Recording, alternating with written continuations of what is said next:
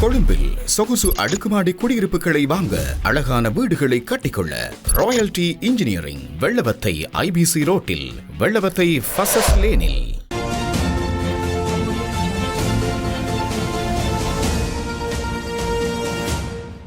வணக்கம். மீண்டும் மற்றொரு பதிவினூடாக சந்தித்திருக்கின்றோம். இலங்கையில் தற்போது அமலுக்கு வந்திருக்கின்ற புதிய வரி சீர்திருத்தத்தின் கீழ் டின் கட்டாயமாக்கப்பட்டிருப்பது நாட்டின் நிதி அமைப்பில் ஒரு வரலாற்று முக்கியத்துவம் கொண்ட மற்றும் நீண்டகால தாக்கத்தை ஏற்படுத்தக்கூடிய மிகப்பெரிய கொள்கை மாற்றமாக கருதப்படுகிறது.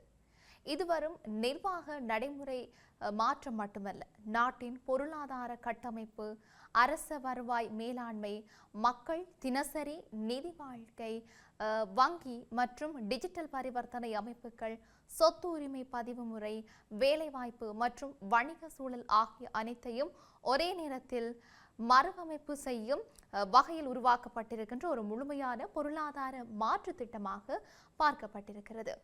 அரசின் புதிய அறிவிப்பின்படி இனிமேல் டின் இல்லாமல் பல முக்கிய நிதி மற்றும் நிர்வாக சேவைகளை மேற்கொள்ள முடியாது என்ற நிலை படிப்படியாக நடைமுறைக்கு கொண்டு வரப்படுகிறது. இந்த மாற்றம் ஒரே நாளில் ஏற்படவில்லை என்றாலும் அதன் தாக்கம் வேகமாக அனைத்து துறைகளிலும் பரவ தொடங்கியிருக்கின்றது. இதனால் பொதுமக்கள் மத்தியில் ஒரு பக்கம் விழிப்புணர்வு அதிகரித்திருக்கிறதோடு, மறுபக்கம் இந்த புதிய அமைப்பு குறித்த குழப்பம், சந்தேகம், அச்சம் மற்றும் விவாதங்களும் அதிகரித்து வருகின்றன. குறிப்பாக சிறு வியாபாரிகள், சுயதொழில் செய்பவர்கள், தினசரி வருமானம் ஈட்டும் தொழிலாளர்கள், விவசாயிகள் மற்றும் நடுத்தர வர்க்க குடும்பங்கள் இந்த மாற்றத்திற்கு எவ்வாறு தழுவிக்கொள்வது என்பது குறித்து தெளிவற்ற நிலைமையில் இருக்கின்றமையும் குறிப்பிடத்தக்க விடயமாக இருக்குது. டின் என்பது ஒவ்வொரு நபருக்கும் வழங்கப்படும் தனித்துவமான வரி அடையாள இலக்கமாகும். இது ஒருவரின் முழு நிதி வரலாற்றையும் அரசாங்கத்தின் ஒருங்கிணைந்த டிஜிட்டல் அமைப்பில் பதிவு செய்து கண்காணிக்க உதவுகின்றது. ஒருவரின் மாத வருமானம், வங்கி கணக்கு பரிவர்த்தனைகள், சேமிப்பு, கடன் விவரங்கள், சொத்து வாங்கல் விற்பனை, நிலம் பதிவு, முதலீடுகள், பங்குச்சந்தை பரிவர்த்தனைகள் மற்றும் வணிக வருமானங்கள் அனைத்தும் இந்த ஒரே அடையாள எண்ணுடன் இணைக்கப்படுகின்றன. இதன் மூலம் வரி தவிர்ப்பு நடவடிக்கைகள் குறைக்கப்படுவதும், அரச வருவாய் அதிகரிக்கப்படுவதும் மற்றும் நிதி பரிவர்த்தனைகளில் வெளிப்படைத்தன்மை உருவாகுவதும் அரசின் முக்கிய நோக்கமாக பார்க்கப்பட்டிருக்கிறது. அதே சமயம் பொருளாதாரத்தில் கட்டுப்பாடான ஒழுங்கு அமைப்பை உருவாக்கி நீண்ட காலத்தில் நிலையான நிதி வளர்ச்சியை உறுதி செய்வதும் இதன் அடிப்படை இலக்காக இருக்கின்றது. புதிய விதிமுறைகளின்படி டின் இல்லாமல் வங்கி கணக்கு திறக்க முடியாது, புதிய கடன் அல்லது கிரெடிட் கார்டு பெற முடியாது, வாகன பதிவு மற்றும் வரி புதுப்பிப்பு செய்ய முடியாது, நிலம் மற்றும் சொத்து வாங்கல் அல்லது விற்பனை செய்ய முடியாது என்பது போன்ற முக்கியமான கட்டுப்பாடுகள் நடைமுறைக்கு வருகின்றன. மேலும் அரச சேவைகள், வணிக உரிமம் பெறுதல், இறக்குமதி ஏற்றுமதி நடவடிக்கைகள், டிஜிட்டல் நிதி சேவைகள், அரச மானிய திட்டங்கள் போன்றவையும் எதிர்காலத்தில் இந்த அடையாள எண்ணுடன் நேரடியாக இணைக்கப்படும் என்று சொல்லியும் தற்போது எதிர்பார்க்கப்பட்டிருக்கிறது.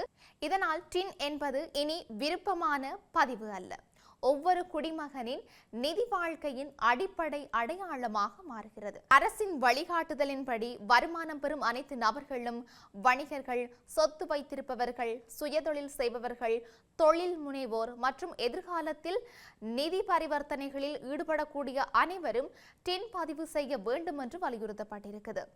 சில சூழ்நிலைகளில் வருமானம் இல்லாதவர்களும் கூட எதிர்கால தேவைக்காக முன்கூட்டியே பதிவு செய்யும் நிலை உருவாகி இருக்குது.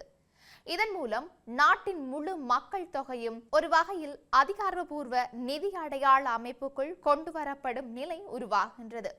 இந்த மாற்றம் மக்களின் அன்றாட வாழ்க்கையில் நேரடி மற்றும் ஆழமான தாக்கத்தை ஏற்படுத்தும் என்று பொருளாதார நிபுணர்கள் குறிப்பிட்டிருக்கிறார்கள். வங்கி செயற்பாடுகள், டிஜிட்டல் பரிவர்த்தனைகள், ஆன்லைன் கட்டணங்கள், சொத்து கொள்முதல், வாகன வாங்கல், விற்பனை, காப்பீட்டு சேவைகள் மற்றும் வணிக ஒப்பந்தங்கள் போன்ற பல துறைகளில் கூடுதல் சரிபார்ப்பு நடைமுறைகள் அறிமுகமாகும். இதனால் ஆரம்ப கட்டத்தில் நிர்வாக சிக்கல்கள், அலுவலக தாமதங்கள், தொழில்நுட்ப சவால்கள் மற்றும் பொதுமக்கள் குழப்பம் ஏற்பட வாய்ப்பும் இருக்கின்றது. குறிப்பாக அரச அலுவலகங்களின் செயல்பாட்டு திறன் போதிய அளவில் இல்லாவிட்டால் இந்த சிக்கல்கள் மேலும் அதிகரிக்கக்கூடும். ஆனால் நீண்ட காலத்தில் இந்த அமைப்பு ஊழல் வாய்ப்புகளை குறைத்து வரி சேகரிப்பு முறையை வலுப்படுத்தி அரசு நிர்வாகத்தை வெளிப்படையானதாக மாற்றும் என்றும் எதிர்பார்க்கப்பட்டிருக்கிறது. மேலும் நாட்டின் பொருளாதார திட்டமிடல், கடன் மேலாண்மை மற்றும் நிதி ஒழுங்கு போன்ற துறைகளில் பெரும் முன்னேற்றத்தை ஏற்படுத்தும் வாய்ப்பு இருக்கின்றது. டிஜிட்டல் பொருளாதாரத்திற்கு இலங்கை நகரும் முயற்சியில் இது முக்கியமான ஒரு அடித்தளமாகவும் கருதப்படுகிறது. அதே நேரத்தில் இலங்கையின் தற்போதைய பொருளாதார சூழ்நிலை, உயரும் வாழ்க்கை செலவுகள், வேலைவாய்ப்பு குறைபாடு மற்றும் வருமான அழுத்தங்கள் ஆகியவற்றை கருத்தில் கொண்டால் இந்த புதிய கட்டாய நடைமுறை பொதுமக்களுக்கு கூடுதல் நிர்வாக சுமையாக மாறக்கூடும் என்ற விமர்சனமும் அதிகரித்து வருகின்றது. குறிப்பாக கிராமப்புற மக்கள், குறைந்த கல்வி வாய்ப்பு உள்ளவர்கள் மற்றும் டிஜிட்டல் அறிவு குறைந்தவர்கள் இந்த மாற்றத்தை புரிந்து செயல்படுவதில் பெரும் சிரமங்கள் சந்திக்கலாம் என்றும் சமூக ஆர்வலர்கள் எச்சரித்தும் இருக்கின்றார்கள். மேலும் சிலர் இந்த அமைப்பு சரியான வழிகாட்டுதலின்றி செயல்படுத்தப்பட்டதால் குறைந்த வருமானம் கொண்ட மக்கள் மற்றும் சிறு தொழிலாளர்கள் அதிகாரப்பூர்வ நிதி அமைப்பிற்கு வெளியே தள்ளப்படக்கூடிய அபாயம் இருப்பதாகவும் கூறியும் இருக்கின்றார்கள். அதே சமயம் நிதி ஒழுங்கு, வரி ஒழுங்குமுறை மற்றும் பொருளாதார கட்டுப்பாடு ஆகியவற்றுக்காக இது அவசியமான நடவடிக்கை என்றும் மற்றொரு தரப்பு வலியுறுத்தி இருக்கிறது. பொருளாதார நிபுணர்களின் கருத்துப்படி இந்த மாற்றம் படிப்படியாகவும் சரியான திட்டமிடலுடனும் நடைமுறைப்படுத்தப்பட்டால் இலங்கையின் வரி அமைப்பு வலுவடையும், அரசு வருவாய் கணிசமாக அதிகரிக்கும், வெளிநாட்டு முதலீடுகள் அதிகரிக்கும் மற்றும் பொருளாதார மேலாண்மை மேம்படும். குறிப்பாக அரசு செலவுகள் கட்டுப்பாடு, கடன் மேலாண்மை மற்றும் நிதி திட்டமிடல் போன்ற துறைகளில் தெளிவான முன்னேற்றம் ஏற்படும் வாய்ப்பும் இருக்கின்றது. ஆனால் அரசு பொதுமக்களுக்கு எளிமையான பதிவு முறைகள், தெளிவான விளக்கங்கள் மற்றும் டிஜிட்டல் உதவி சேவைகள் வழங்காவிட்டால் ஆரம்ப கட்டத்தில் குழப்பம் மேலும் அதிகரிக்கும் அபாயம் இருக்கின்றது.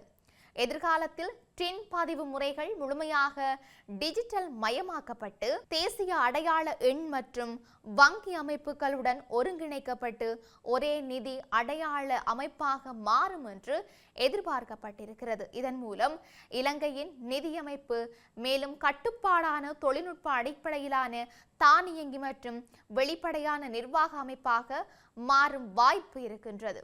அதே சமயம் தனிநபர் தரவு பாதுகாப்பு, சைபர் பாதுகாப்பு மற்றும் தகவல் தவறாக பயன்படுத்தப்படுதல் போன்ற புதிய சவால்களுக்கும் எதிர்காலத்தில் முக்கிய பிரச்சனைகளாக உருவெடுக்கலாம் என்று நிபுணர்கள் சுட்டிக்காட்டியிருக்கிறார்கள்.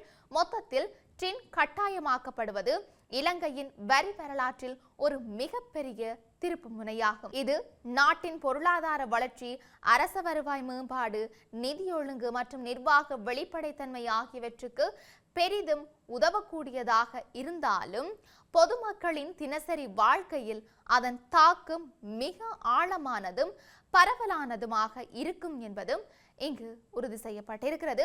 சரியான செயற்படுத்தல், தெளிவான கொள்கை விளக்கம், தொழில்நுட்ப ஆதரவு மற்றும் மக்களுக்கு ஆதரவான நடைமுறைகள் இருந்தால் மட்டுமே இந்த மாற்றம் முழுமையான வெற்றியை அடைய முடியும் என்றும் தெரிவிக்கப்பட்டிருக்கின்றது. ஆக நாட்டில் இன்னும் என்னெல்லாம் நடக்கப் போகின்றது என்பதை நாங்களும் பொறுத்திருந்து பார்க்கலாம். மீண்டும் மற்றொரு பதிவினூடாக சந்திக்கலாம். வணக்கம்.